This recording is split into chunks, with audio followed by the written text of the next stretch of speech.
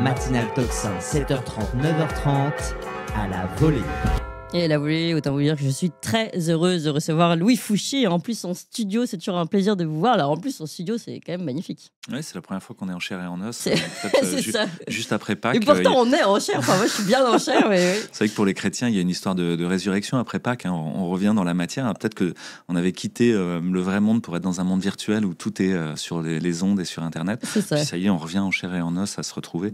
Merci beaucoup d'être là. Merci beaucoup de me recevoir. Merci à tous les auditeurs et puis à tous ceux qui permettent que ça existe et qui financent Toxin. Oui, ça c'est sûr. Vous faites bien de les remercier et vous pouvez continuer d'ailleurs, chers amis, à nous soutenir. Alors Louis Fouché, je rappelle quand même que vous êtes un médecin intensiviste, réanimateur, anesthésiste, auteur de nombreux ouvrages qu'on avait déjà présentés ici, dont Traverser la peur, l'Odyssée du réel aux éditions Guitry et Daniel. Et vous êtes également secrétaire général et porte-parole de l'association Les Enfants d'Hippocrate, que vous allez nous présenter dans quelques instants, une association qui fait une grande conférence de presse aujourd'hui. C'est pour ça qu'on vous reçoit aujourd'hui. Vous quittez les lieux et après vous filez à cette conférence de presse pour lancer une alerte sanitaire sur le vaccin ARN messager et notamment aussi demander à la possibilité d'un dosage de la protéine Spike. On va revenir évidemment sur tous ces détails. Mais d'abord, présentez-nous Les Enfants d'Hippocrate, si vous le voulez bien.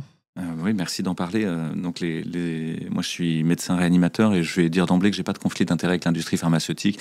J'ai pas de billes dans une start-up qui fait du dosage de Spike, ni rien. Ça pourrait être un conflit d'intérêt.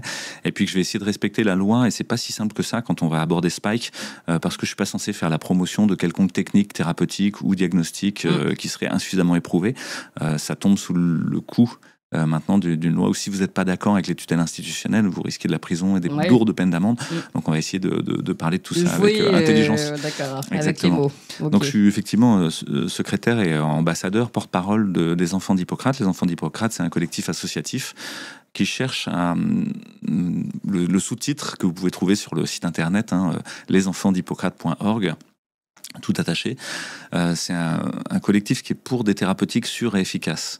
Vous avez peut-être déjà entendu ce terme-là, sûr. Et donc on revient là-dessus en se disant mais il y a beaucoup de thérapeutiques qui sont ni sûres ni efficaces ou en termes de qualité les choses sont insuffisamment avérées et où peut-être les citoyens, les scientifiques, les chercheurs, les médecins en voix au chapitre ont vocation à aller créer une discussion avec les tutelles institutionnelles et à pas laisser en roue libre les agences qui sont en charge de la sécurité des médicaments, comme la NSM, la Haute Autorité de Santé ou la Direction Générale de la Santé. Et donc le but des Enfants d'Hippocrate, sa raison d'être, c'est d'essayer de recréer un lien entre les tutelles institutionnelles, les scientifiques, les chercheurs, les médecins et les patients, les usagers du système de santé et les victimes éventuelles d'effets secondaires. Ça, c'est inhabituel. Jusqu'ici, vous avez peut-être entendu, depuis quelques années, on ne cherchait plus à créer un lien, on cherchait à pendre tous ceux qui avaient mal fait les choses, ça, à être dans ni oubli ni pardon. Là, on est dans une logique différente et peut-être que certains vont avoir du mal à comprendre. Ni oubli, certes, mais on va avoir besoin de se pardonner et on va avoir besoin de travailler ensemble. On fait le pari que l'immense majorité qui sont des gens qui sont à l'intérieur de ces agences gouvernementales, l'immense majorité des médecins et des chercheurs sont de bonne foi et cherchent à bien faire. Et qu'il y a uniquement une toute petite minorité qui est arrosée de pognon, qui est très agissante et qui font partie de ce qu'on appelle les leaders d'opinion clés, key opinion leaders en anglais, qui sont arrosés de pognon en gros par l'industrie pharmaceutique et dont toute la carrière ne repose que sur le fait d'avoir été en lien avec l'industrie pharmaceutique. C'est la même chose pour pour un certain nombre de personnes qui sont au sein de ces agences nationales qui décident oui ou non s'il y a une AMM ou pas, ou si un produit reste sur le marché. Mais toutes les petites mains qui sont à l'intérieur, c'est pas le cas. Et donc, nous, ce qu'on cherche, c'est à rediscuter avec ces gens-là. Parce que chaque fois qu'on gratte un petit peu, on se rend compte d'une extraordinaire méconnaissance. Je vais vous donner un exemple. On discute avec une dame qui est chef de service de maladies infectieuses et qui s'occupe de Covid long. Et on discute avec elle de comment ça marche, de quels sont les enjeux et quel est le rôle de la protéine Spike dans cette histoire-là. Et elle nous ressort l'argumentaire standard des autorités de santé, qui sont les mêmes que vous retrouvez chez les fact-checkers, sur Check News, Libé, Check machin. Mais quand on commence à rediscuter, à lui donner des arguments scientifiques, elle se rend compte petit à petit qu'elle ne connaît pas le sujet. Et là, c'est très intéressant, parce qu'il s'ouvre quelque chose, la possibilité d'apprendre. Et l'humain, il adore apprendre quelque chose de nouveau, avoir une compétence plus importante sur certains sujets. En fait, il y a aussi un truc, Louis Fouché, mais vous parliez tous ces médecins, tous ces soignants qui ont pu être véritablement de bonne foi quand ils ont recommandé notamment certains procédés vaccinaux. Et d'ailleurs, c'est marrant parce qu'hier, on recevait le pilote Van Amelric qui aussi a consacré une page à ses soignants parce qu'il y a un de ses amis polytechnicien qui est devenu soignant à qui il dit mais ouvre les yeux, je sais que tu penses être droit dans tes bottes, mais regarde ce qui se passe. Moi, je peux en dire autant dans ma famille, j'ai des soignants, je sais que ce sont des gens qui souhaitent véritablement soigner. Et je pense qu'on connaît tous ça, ce soignant qui a eu un peu ce décalage en croyant. Et en fait, il y a quelque chose dans leur formation jusqu'à maintenant qui fait qu'on leur a dit c'est l'autorité sanitaire qui le dit, donc c'est vrai. En fait, ils n'ont pas appris à douter, ou alors ils ont oublié qu'on pouvait douter, interroger et aller rechercher soi-même son information. Il n'y a pas aussi ça comme tout à fait. Dans le code de déontologie, il est précisé que les médecins doivent entretenir leurs connaissances et être à jour de la littérature scientifique de manière critique et la confronter à leur expérience clinique. Petit à petit, ces deux éléments-là, expérience clinique et bibliographie intensive critique, ont été remplacés par une sorte de paresse qui dit finalement les autorités de santé le font pour moi, ils publient des recommandations avec des gens en qui j'ai a priori confiance, qui sont les sociétés savantes et les autorités sanitaires, sans regarder le niveau abyssal de corruption et de conflit d'intérêts qui règne dans ces entités-là. Et donc, ils ont perdu l'habitude de faire la bibliographie par eux-mêmes. Je me souviens d'un chef de service de chirurgie cardiaque à Marseille qui m'expliquait froido non, mais les fact-checkers l'ont dit, donc c'est comme ça. Ouais. Ah oui, c'est un chef de service de chirurgie cardiaque qui normalement devrait être au top de son sujet. Oui. Et on voit qu'il y a une grande difficulté à être au top de son sujet et d'autres sujets. Or, la vaccination est par définition le sujet de 2 personnes. À part des virologues et quelques infectiologues. Voilà. Donc il y a cet élément-là, à la fois une sorte de paresse à aller faire le travail. Et c'est un travail qui est difficile, effectivement. La bibliographie est très très abondante. C'est difficile de faire la part des choses. Et en plus, elle n'est pas parole d'évangile. C'est-à-dire que dans cette littérature scientifique, il y a beaucoup de biais, il y a un très grand nombre de conflits d'intérêts, il y a plein de choses qui valent rien. Ça a été souligné à de nombreuses reprises par les éditeurs en chef des revues scientifiques. Oui.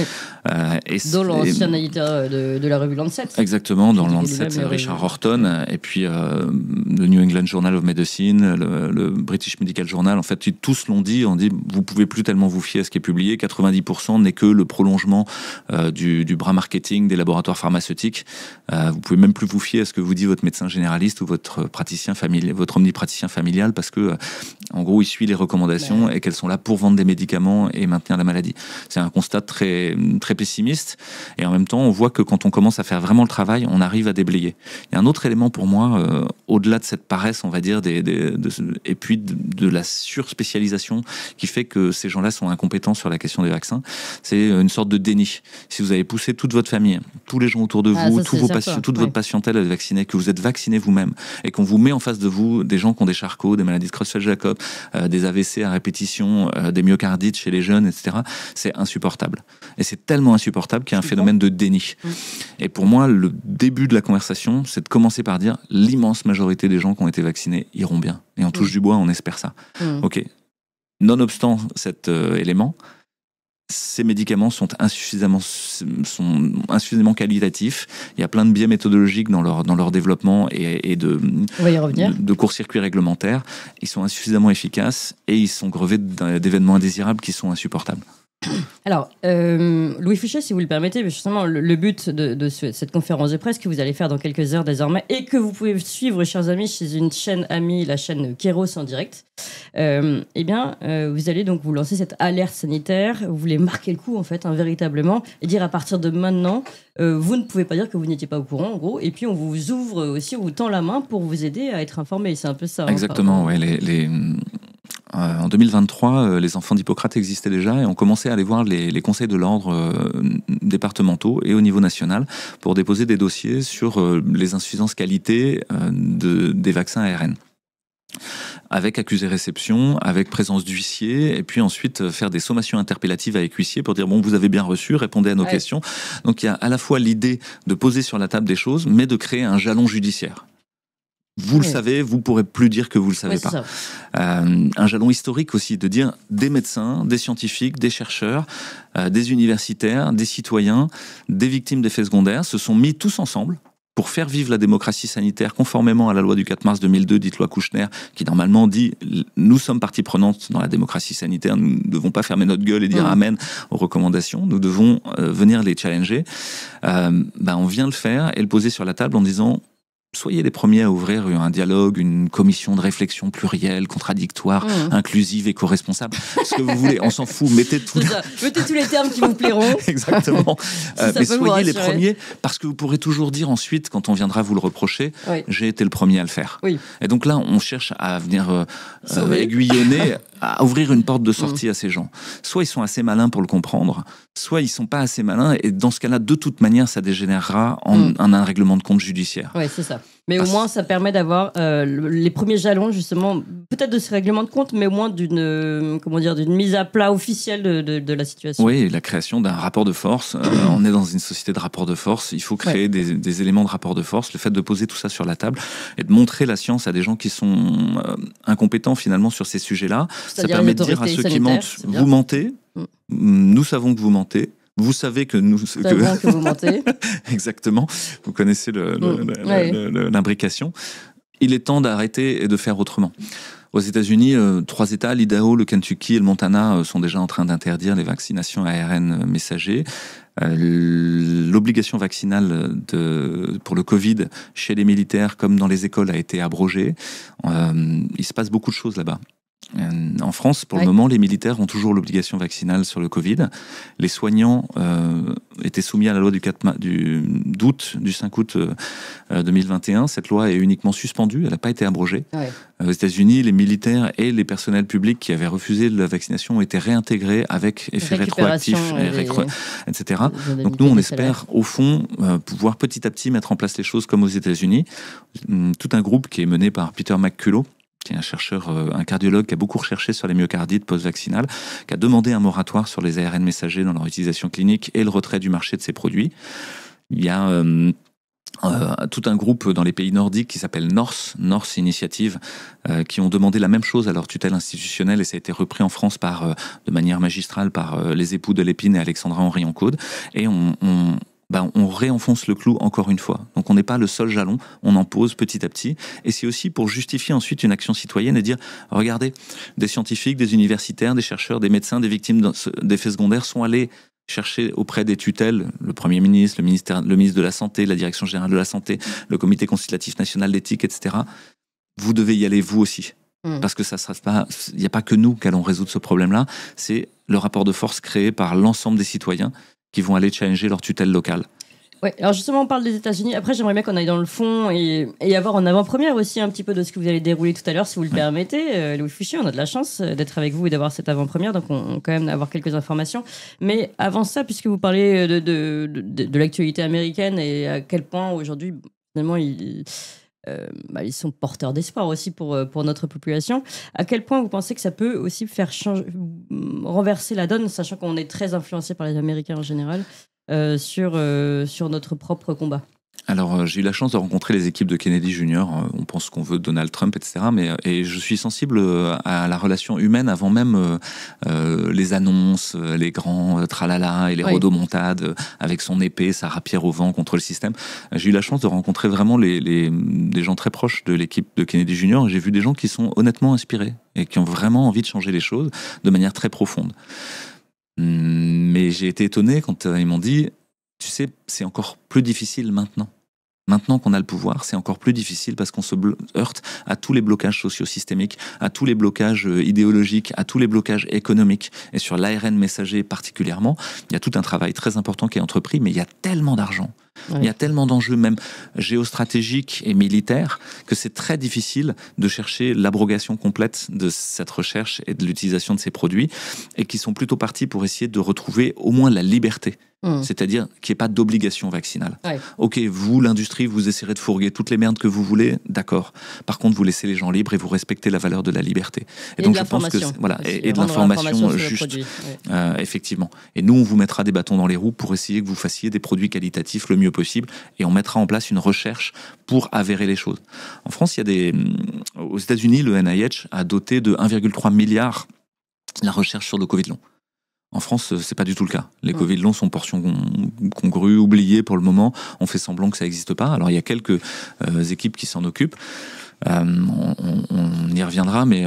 vous y revenez avec la Spike, vous allez nous expliquer. Ouais, exactement, on y reviendra avec la Spike, mais l'ANRS MIE, qui est l'Agence nationale de recherche sur le sida et les maladies infectieuses émergentes, a mené des études, notamment COVPOP, sur les Covid longs, et toutes ces études ont convenu que dans le Covid long, donc ces gens qui sont pas bien, qui sont une espèce de polymalfouteuse après avoir eu un Covid, on manque de biomarqueurs. C'est-à-dire, on ne sait pas diagnostiquer avec un dosage dans le sang ou quelque chose si c'est bien ça, comment ça évolue. On n'a pas ce qu'on appelle des biomarqueurs. Dans l'infarctus, pour vous donner un exemple de biomarqueur, on a un biomarqueur qui marche très bien, qui est la troponine. On dose la troponine dans le sang, qui marque est-ce qu'il y a des cellules cardiaques qui sont en train de mourir. Et ça nous aide à trouver, à suivre ce que c'est qu'un infarctus. On manque de ça. Le dosage de spike dans le sang, c'est cette idée-là d'aller trouver un biomarqueur pour les Covid longs, mais non seulement les Covid longs, mais aussi les séquelles post-vaccinales ou les événements indésirables autour de la vaccination. Alors, on va revenir sur Spike, mais je propose qu'on fasse dans l'ordre de nos graphiques, déjà. Donc, on va regarder tout de suite et en direct, et en avant-première sur Toxin, chers amis, un petit bout de la conférence de Louis Fouché de tout à l'heure, donc qui présente cette demande qui est formulée, cette alerte, finalement, qui est formulée auprès des différentes autorités sanitaires, avec, vous pouvez le voir ici, on va le voir dérouler, la demande du retrait immédiat des produits ARN messagers, l'étude exhaustive et indépendante de ces produits, la reconnaissance des victimes des effets secondaires, la prise en charge médicale des victimes et l'accès au dosage de la protéine Spike, qui était le dernier élément qu'on évoquera tout à l'heure. Alors, d'abord peut-être faire un rappel, parce que c'est vraiment bon de le rappeler à chaque fois, en quoi ce produit ARN messager est envahissant dans tout l'organisme et en quoi, quels sont les effets indésirables reconnus aujourd'hui et même reconnus en France. Et il vous a été expliqué, et c'est encore le cas par les tutelles institutionnelles, que l'injection d'ARN messager restait dans le bras, que ça durait quelques jours, quelques heures à quelques jours, 48 heures, et que ensuite la production de spike qui s'ensuit après l'injection d'ARN, vos cellules utilisent cet ARN pour fabriquer de la protéine spike, une spike modifiée qui n'est pas exactement la même que celle du virus, notamment parce qu'elle a deux prolines qui sont dans des situations différentes, qui font que la protéine spike vaccinale reste dans une conformation différente qui fait que sa dégradation est moins rapide. Et que ça durait maximum 2 semaines, on va dire. Là, on est à un moment où on retrouve, dans une étude notamment qui a été faite à Yale, chez des gens qui ont des syndromes post-vaccinaux, avec le brouillard mental, etc. On retrouve pendant plus de 700 jours la présence de spike vaccinal dans le sang circulant. C'est-à-dire presque 2 ans après. C'est énorme, hein. On vous avait dit 2 semaines. C'est-à-dire qu'il y a déjà un hiatus entre... On avait dit 2 jours.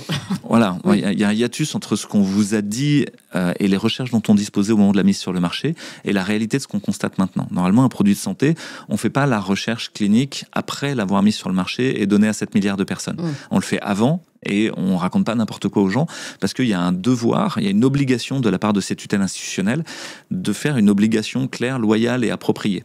Donc aujourd'hui, l'information qui est donnée par l'ANSM, par la Haute Autorité de Santé, la Direction Générale de la Santé, n'est pas claire, n'est pas loyale, n'est pas appropriée, n'est pas conforme aux données de la science. Là, rien que ça pourrait nécessiter que ce produit soit retiré du marché. Ensuite... je vous donne juste un exemple. Le vaccin IXCHIQ contre le chikungunya, qui est commercialisé par une entreprise qui s'appelle Valneva, a été mis en place pour une campagne vaccinale à partir du début avril à La Réunion, dans un contexte d'épidémie de chikungunya à La Réunion. Et le 24 avril, les autorités de santé ont décidé d'arrêter cette campagne vaccinale chez les plus de 65 ans parce que simplement, il y avait eu 3 effets secondaires graves, dont un décès chez une personne de plus de 80 ans. Ça a suffi à arrêter la campagne vaccinale. On peut dire que là, les tutelles de santé ont réagi de manière adaptée. C'est ce qu'on appelle à peu près... Enfin, ça, c'est la normalité, normalement. Oui. Voilà. Normalement, toute la NSM, toutes ces instances devraient être des alarmes qui retentissent, des toxins qui retentissent et qui permettent aux gens d'arrêter le massacre et d'arrêter de faire n'importe quoi. Là, c'est comme si l'alarme ne retentissait pas, comme si Pfizer disposait de moyens bien plus importants que Valneva pour cotonner ce toxin et l'empêcher de résonner. Comme si. Et alors, justement, allons sur les effets indésirables de l'ARN messager reconnu, parce qu'on est vraiment que sur ceux qui sont reconnus, c'est-à-dire ceux qui ont fait tout un processus aussi pour faire reconnaître ces effets indésirables. Et c'est pas évident du tout dans la situation dans laquelle on est, je le rappelle. Ouais, je vous rappelle que simplement le signalement de ces effets indésirables est un phénomène passif en France, c'est-à-dire qu'on les cherche pas de manière systématique chez tous les gens vaccinés en faisant un rendez-vous à J15, à 2 mois pour voir comment ils vont, etc. On attend que les gens le déclarent. Donc c'est ce qu'on appelle une pharmacovigilance passive, et qui est réalisée par les soignants qui ne sont pas dotés financièrement pour ça. Donc il y a une obligation déontologique de le faire normalement pour un médecin, un pharmacien, etc. Mais ils n'ont simplement pas le temps matériel et c'est très très long. Parfois ça prend plusieurs jours de réussir à remplir ne serait-ce qu'une déclaration. Et donc il y a un groupe qui s'est créé qui s'appelle Solidéclat à l'initiative du syndicat Liberté Santé pour aider les patients et les victimes d'effets secondaires à déclarer. Et donc c'est des médecins qui aident, mais parfois c'est plusieurs semaines avant de réussir à recomposer l'ensemble du dossier et à ce qu'il aille jusqu'au bout de la pharmacovigilance. Donc on imagine bien qu'on est vraiment très très en dessous de la réalité.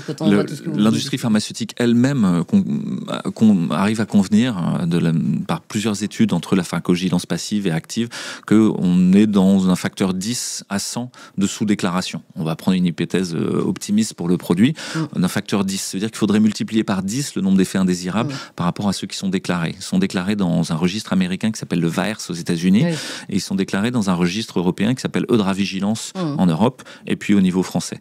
Actuellement, on est presque... actuellement, non. Au dernier rapport de la NSM qui date de février 2023... Ah oui. Février 2023, depuis il n'y en a plus, il y a eu des petits rapports en juin 2023, puis là il y en a eu un récemment, mais qui ne reprennent aucune donnée. Ils sont plus publiés ? Ils sont plus publiés, on s'y intéresse plus, c'est plus un problème. Ah oui, d'accord. Oui, on a effacé le thermomètre, c'est plus un problème. Exactement.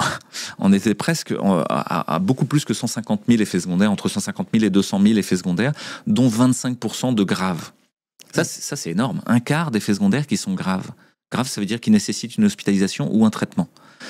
Donc un quart sur toutes les personnes vaccinées, des personnes qui ont réussi à déclarer avec les procédés que vous avez expliqués, qui ont réussi à aller jusqu'au bout du processus, on est déjà à un quart. Oui. C'est énorme. C'est énorme et chaque fois qu'on demande à la NSM, ça va pas, il faudrait retirer ce produit du marché ou au moins mettre une sorte de moratoire, étudier ça de manière plus précise, ils disent la majorité des effets secondaires ne sont pas graves. Ils retournent la phrase dans l'autre sens en disant 75% ne sont pas graves, donc tout va bien. Mais c'est pas parce que il y a 75% de pas grave que tout va bien. Je rappellerai que pour certains autres produits, il a suffi de 8 anomalies valvulaires pour qu'on s'intéresse au Benfluorex et à commencer à dire qu'il y avait un vrai problème. Là, on est plus sur 200 000, vous l'avez dit, et encore il y a 2 ans. Exactement, donc 50 000 effets secondaires graves, des centaines de décès. Et il y a comme un déni, encore une fois, collectif, un déni des agences de santé. Pour le coup, je pense que les gens qui signent toutes ces choses-là mentent, nous savons qu'ils mentent, qu'ils savent que nous savons qu'ils mentent, mais qu'ils continuent à mentir parce que les implications judiciaires sont simplement colossales. Et que pour eux, il n'y a pas de porte de sortie hormis le mensonge. Et là, inversement, les implications judiciaires d'un côté, mais les implications financières de l'autre. Exactement. Il y a une caisse de remboursement de l'aléa thérapeutique qu'on appelle l'ONIAM, c'est-à-dire que les lois tout est fait pour exonérer l'industrie pharmaceutique d'assumer ses responsabilités. Aux États-Unis particulièrement, puisqu'il y a vraiment une loi qui les exonère complètement des effets secondaires, mais en France aussi. Et même si vous faites une procédure judiciaire, c'est très difficile parce que la charge de la preuve du lien entre la vaccination ou un produit et l'effet secondaire est à vous. C'est pas le laboratoire pharmaceutique qui doit démontrer que ça n'est pas lui qui a fait l'effet secondaire. C'est l'inverse. Et ça, c'est très particulier. C'est dans la loi même.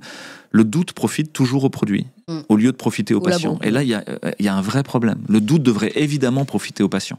Et alors, juste, pardon, quand on dit 25% d'effets indésirables graves, là, avec un lien reconnu ? Alors, ce sont des déclarations, et donc sans cesse les fact-checkers vont dire corrélation n'est pas causalité.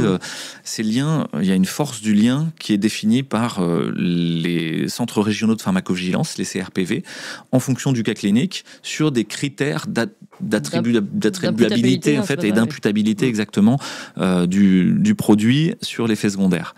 Le problème, c'est que la méthode elle-même qui est utilisée pour valider la force du lien est basée sur la littérature scientifique disponible, c'est-à-dire est-ce que dans le passé on a déjà vu ça. Donc le paracétamol et les atteintes hépatiques, on le sait, ok, donc si on voit une atteinte hépatique facilement, on va dire, mais si on est sur un nouveau médicament et qu'on ne sait pas, on va dire, il n'y a pas de littérature. Et donc, il n'y a pas de force d'imputabilité. Ouais. Oui, mais enfin, c'est juste parce que c'est nouveau. Mais donc, eux ne rentrent pas dans cette catégorie ou ils rentrent quand même dans la catégorie des effets secondaires. Alors là, il y en a qui sont avérés, entre guillemets, c'est-à-dire que la NSM a reconnu que c'était des signes. Là, quand je vous dis 25% de graves et presque 200 000 événements indésirables graves, c'est ce qui est reconnu par la NSM. D'accord. Donc là, avec au moins une imputabilité. Ouais. Peut-être pas forcément un lien de causalité, mais au moins une imputabilité. Exactement. Qui mérite enquête, quoi. Ouais. D'accord.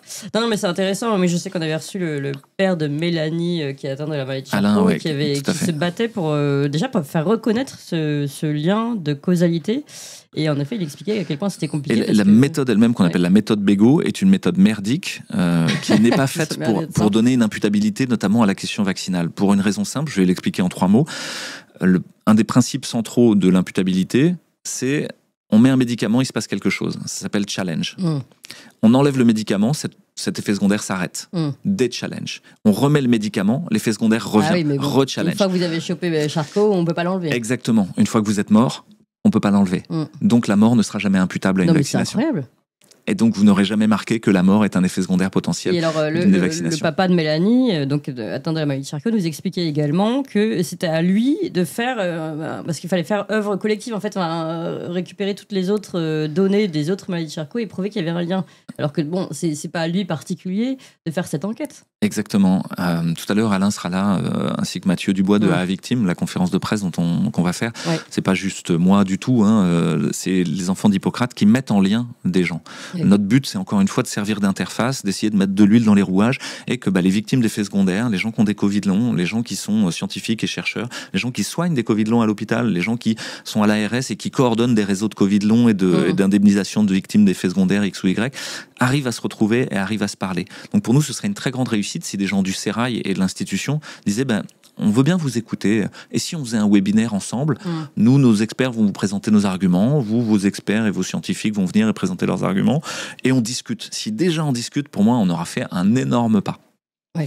Alors, on va aller sur votre dernière injonction dans cette alerte que vous lancez tout à l'heure lors de la conférence de presse sur cette nécessité de doser la spike. Alors, si vous pouvez nous rappeler rapidement, parce que je sais que je dois vous libérer justement pour aller à la conférence, ce que c'est que la spike déjà, et puis en quoi, finalement, c'est assez étrange, vous commencez à l'expliquer tout à l'heure, il y a un point commun finalement entre le Covid long et les syndromes post-vaccinaux, et ce point commun, c'est la spike. Alors, qu'est-ce que ça peut signifier ?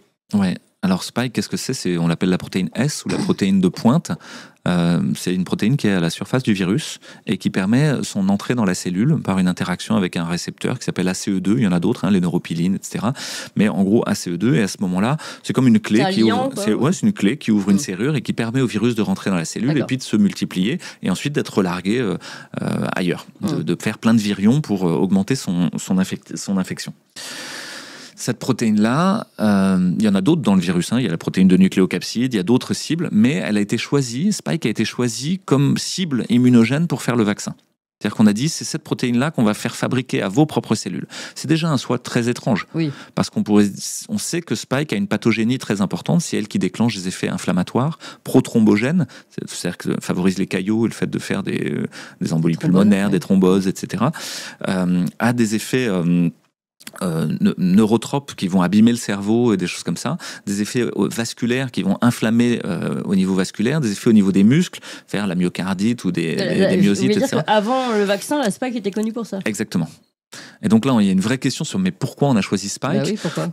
Alors, mon hypothèse, qui est encore une fois bienveillante, c'est de se dire c'est ce que connaissait le mieux l'industrie, parce qu'on avait déjà travaillé sur cette protéine pour le MERS-CoV et le SARS-CoV, qui étaient d'autres coronaviridés où on avait déjà eu des épidémies. Et donc, pour dégainer en urgence au cours d'une épidémie quelque chose, en général, vous prenez ce que vous avez déjà dans le tiroir. Vous n'allez pas inventer l'eau tiède à ce moment-là. Et donc, on dit, on va prendre... Mais c'est un choix particulier parce qu'effectivement, en termes d'immunogénicité, la protéine de nucléocapside, par exemple, fait 30% des anticorps qui sont créés... sont faits grâce à la protéine nucléocapside, alors que seulement 10% des anticorps qui sont créés face au virus sont faits avec Spike. Donc c'est moins immunogène. Et en plus, c'est le domaine le plus variable, celui qui mute le plus et qui varie le plus. Donc ça veut dire que les anticorps que vous allez faire contre ça, s'il y a un nouveau variant qui arrive, ça marche plus. Puis c'est ce qu'on a vu. C'est que le vaccin est arrivé à une efficacité négative avec les nouveaux variants. Bref, donc Spike, c'est cette protéine de pointe et elle a servi... Sachant qu'on n'a pas vu l'efficacité positive avant. Mais bon. Voilà, elle a servi de pattern pour créer les ARN messagers qu'on va vous injecter avec l'injection pour qu'ensuite vous fabriquiez une spike qui n'est pas exactement comme la spike vaccinale, comme la spike virale, qui est un tout petit peu modifiée et qui dure plus longtemps dans votre corps. Mais combien de temps elle dure et combien vous en fabriquez, dès le départ, on ne sait pas. C'est-à-dire, il n'y a pas d'étude qui dit « je vous injecte tant d'ARN, vous, en fonction de votre poids, de votre taille, de votre sexe, etc., de votre âge, combien vous... » Ça veut dire qu'on a injecté une prodrogue à des gens sans savoir quelle était la drogue qu'on voulait vraiment, c'est Spike. C'est ça, le produit final qu'on voulait avoir. Et même ce qu'on voulait avoir, c'était les anticorps. Là, on n'a pas dosé ça, ni combien de temps ça durait dans le corps, ni où ça se répartissait. Ça va partout dans le corps, y compris dans les cellules gonadiques, germinales, les spermatozoïdes, les ovocytes, etc. Ça a des effets toxiques. Et donc, ça déclenche probablement à peu près la même maladie, effectivement, que ce qui est déclenché par Spike pour le virus. Donc à la fois le Covid aigu, mais le Covid long potentiel, c'est la même chose après la vaccination, ça va déclencher une sorte de Covid long post-vaccinal. C'est à peu près clair C'est tout à fait clair, mais je ne veux pas vous mettre en difficulté, mais est-ce qu'on peut considérer que les Covid longs sont liés à la vaccination et donc c'est cette protéine Spike qui se promène dans le corps? Le NIH aux États-Unis a donné 1,3 milliard de dollars, comme je vous l'ai dit, pour la recherche sur le Covid long. Les mauvaises langues et les mauvais esprits pourraient penser que c'était pour ne pas donner d'argent pour la recherche sur les événements indésirables post-Covid qui vont se superposer. D'autant que vous avez un certain nombre de gens qui ont fait le Covid, qui ont des symptômes et qui ensuite ont été vaccinés. Quelle est la part entre le Covid long, la vaccination, les deux, une synergie entre les deux? Probablement c'est ça. Et est-ce qu'on peut faire la différence en termes de dosage, par exemple, entre la spike virale et la spike vaccinale? Pour le moment, dans les tissus, par exemple dans une biopsie ganglionnaire sur quelqu'un qui aurait une tumeur ou dans la biopsie d'une tumeur, on ne sait pas faire la différence. Ouais. Par contre, je suis la spike virale. Par contre, on peut chercher s'il y a des anti-N, antinucléocapsides, des anticorps antinucléocapsides, ou si on peut binder les N. Si il n'y a pas de N, on se dit, c'est pas le virus. Dans ce cas-là, c'est le vaccin. Donc, c'est une façon indirecte de le faire. Maintenant, dans le sang, on est capable de doser spike et spike vaccinal et de faire la différence, notamment par des techniques de spectrométrie de masse qui permettent de faire la différence. Mais pour le moment, ce dosage n'est réglementairement pas autorisé en France. Et donc, pourtant, on sait le faire. Et il faut de la recherche là-dessus. Il faut que petit à petit, on ait un biomarqueur pour ces Covid longs et ces syndromes post-vaccinaux. Parce que si on trouve cette spike vaccinale qui est crachée en très grande quantité chez des gens qui en plus ont des symptômes et qu'on voit qu'avec tel ou tel traitement, en faisant diminuer la spike, ça améliore leurs symptômes, on pourra dire que c'est une façon de suivi et c'est aussi une façon de faire le diagnostic de certitude. Ça veut dire quoi? C'est-à-dire si quelqu'un arrive et dit « Moi, j'ai eu un AVC, je suis sûr que c'est lié à la vaccination ». Il y en a plein maintenant. Chaque fois qu'on dit qu'il y a un AVC, on dit mon Dieu, c'est le vaccin. Oui. Mais non, bien sûr que la majorité des AVC ne sera pas liée à la vaccination. Doser Spike permettrait de dire s'il n'y a pas Spike vaccinal, on dirait non, c'est probablement pas lié à la vaccination. Donc là, il y a un intérêt pour les tutelles de santé. Ça permet de dire éventuellement si c'est le cas de manière plus certaine. Exactement.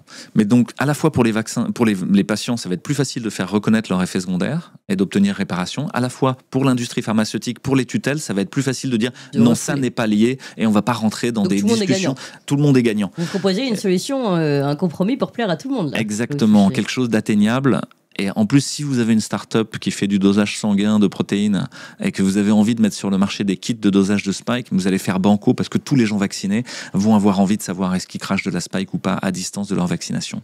Et donc potentiellement, vous avez une opportunité business. Et donc on cherche à dire allez-y, faites-le. Je rappelle qu'il n'a pas de lien d'intérêt. Non, moi j'en ai pas. Ouais. Je chercherai pas à faire du business, mais j'essaie de me mettre dans la peau des investisseurs et dire bon, pourquoi vous le faites pas?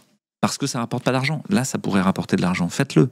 Faites-le, soyez les premiers à le faire. Inondez le marché avec vos kits. Vous allez voir, il va y avoir des patients qui auront envie de le faire. Et encore une fois, tout le monde sera gagnant à le faire. Ouais. Donc on demande ça. D'un côté, le retrait des ARN du marché, on le demande, mais on sait que probablement il n'y aura pas de réponse. Pourquoi? Parce qu'il y a des réseaux entiers de recherche sur les ARN messagers, des financements colossaux. Vous irez voir ce que c'est que le réseau ERINA en Europe, ERINANHA, qui est un réseau de biolabs P4, P3, privés et publics sur toute l'Europe, qui doivent se coordonner ensemble selon des directives européennes pour produire en moins de 7 jours des contre-mesures en cas d'épidémie virale ou d'attaque biologique avec des vaccins ARN.